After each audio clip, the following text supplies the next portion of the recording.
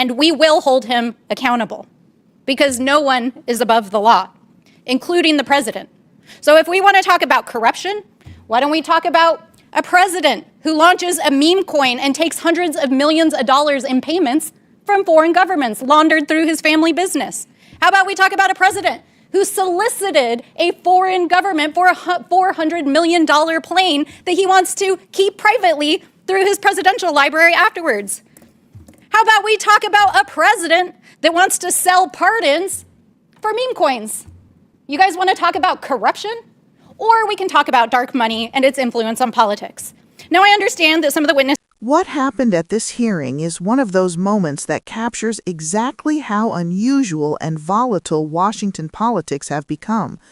Because in the middle of a congressional hearing, a billionaire with enormous political influence inserted himself directly into the proceedings in real time. As the gavel was about to come down and closing remarks began, Rep.Melanie Stansbury took the floor and did something that stopped the room cold. She read aloud a fresh tweet from Elon Musk that had been posted while lawmakers were still sitting at the dais. If you want clear, grounded explanations of moments like this and why they matter far beyond one viral clip, make sure you subscribe.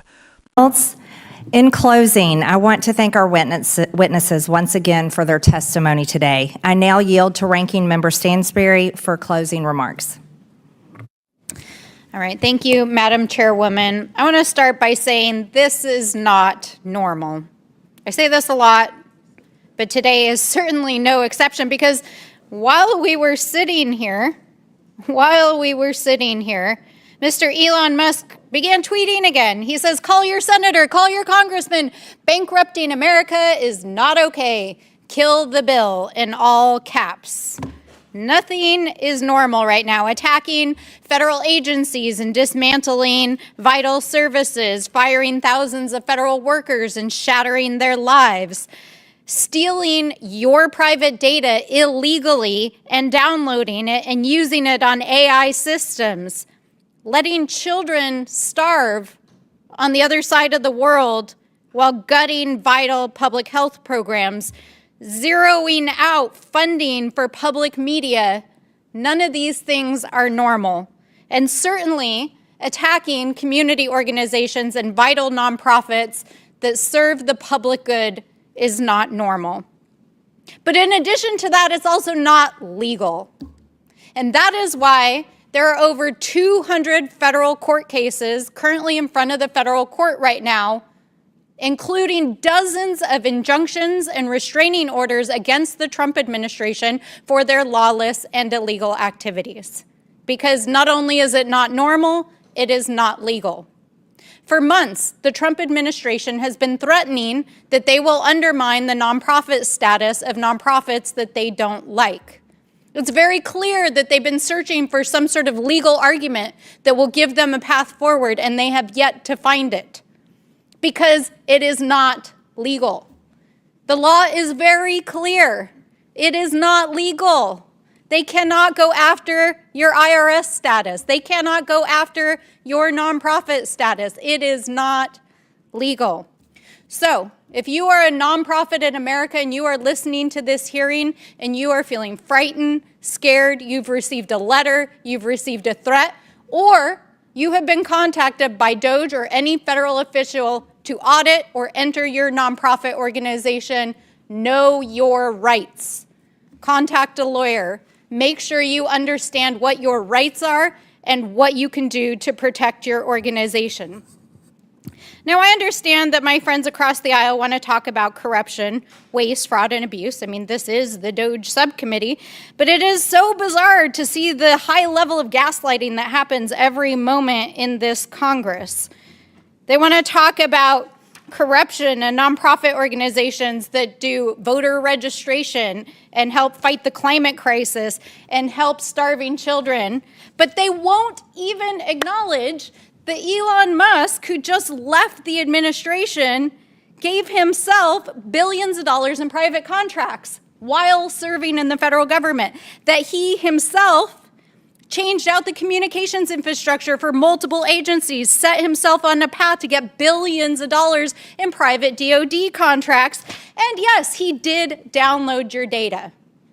And we will hold him accountable because no one is above the law, including the president.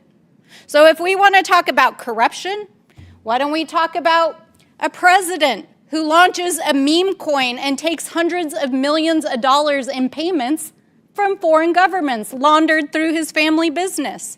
How about we talk about a president who solicited a foreign government for a $400 million plane that he wants to keep privately through his presidential library afterwards? How about we talk about a president that wants to sell pardons for meme coins? You guys want to talk about corruption? Or we can talk about dark money and its influence on politics. Now, I understand that some of the witnesses felt a little exposed here today by having facts presented about what their organizations are, who funds them, and what they do. But the facts remain. The facts remain. Project 2025, which is a 900-page document drafted by the Heritage Foundation and over 100 organizations, including those represented here today, is the blueprint for Donald Trump's America. It is being executed by more than 70 administration officials, including the Director of the Office of Management and Budget, who is now executing DOGE, and is being utilized to attack anyone that they disagree with politically or culturally. That is what this is all about. That is what this hearing is about. And we want all of you out there who are listening to know this is not normal, it is not legal, and we will fight it every step of the way. I yield back. Stansbury began by saying plainly, "This is not normal." And that line was not rhetorical flourish. She was pointing to a real and growing concern in Washington, the breakdown of boundaries between private power, government authority, and democratic accountability. She then read Musk's tweet word for word.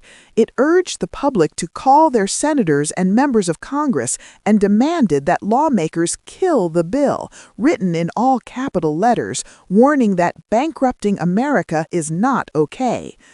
The significance of that moment is not just the tweet itself, but the timing and context. Musk was not commenting from the sidelines days later. He was actively intervening while Congress was in session during a hearing examining the very policies and institutions he has recently influenced and benefited from. Subscribe if you want ongoing coverage that explains how power actually works in moments like this. Stansbury then widened the lens. She listed actions that, taken together, she argued, show how far outside normal democratic governance the country has drifted. She cited the dismantling of federal agencies, the firing of thousands of federal workers, and the personal and financial devastation those decisions have caused for families across the country. She raised alarms about the handling of private data, accusing the administration and its allies of illegally accessing and downloading sensitive information and feeding it into artificial intelligence systems. She connected those concerns to cuts in public health programs, reductions in food aid overseas, and the elimination of funding for public media. That claim is backed by numbers. Stansbury pointed out that there are now hundreds of federal cases pending against the administration, with dozens of injunctions and restraining orders already issued by courts. Those cases reflect judges across the country stepping in to halt actions they believe violate existing law. Subscribe if you want us to keep tracking how those court cases unfold and what they mean for everyday people. She then addressed nonprofit organizations directly. For months, the administration has publicly threatened to strip nonprofits of their tax-exempt status based on political disagreement. According to Stansbury, officials have been searching for a legal justification to do so and have not found one because the law does not allow it. She also alleged improper access to government data and said accountability is coming because no one, not even a billionaire or a president, is above the law. Subscribe if you want detailed breakdowns of how government contracting works and why conflicts of interest matter. Stansbury then broadened the corruption argument further, referencing a precedent that shielded donors from scrutiny. The conversation then returned to the witnesses at the hearing. Stansbury said some appeared uncomfortable because facts were presented about who funds their organizations and what those organizations advocate for. She emphasized that facts matter regardless of political alignment. That led to one of her most sweeping claims.